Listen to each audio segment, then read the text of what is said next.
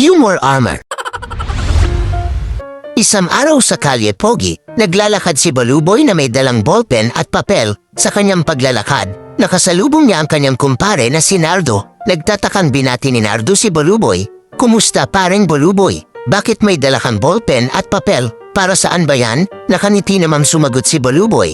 "Heto ba? Listahan ko lang naman ito." Lalong nagtaka si Nardo at muling nagtanong, "Anong klaseng listahan naman ba yan?" Mabilis na tumugon si Baluboy habang iniabot ang kanyang listahan kay Nardo. "Heto, tignan mo. Listahan ko yan na mga duwag sa akin." Habang tinitignan ni Nardo ang listahan ni Baluboy, biglang nagulat si Nardo nang makita niya ang pangalan niya sa listahan ni Baluboy.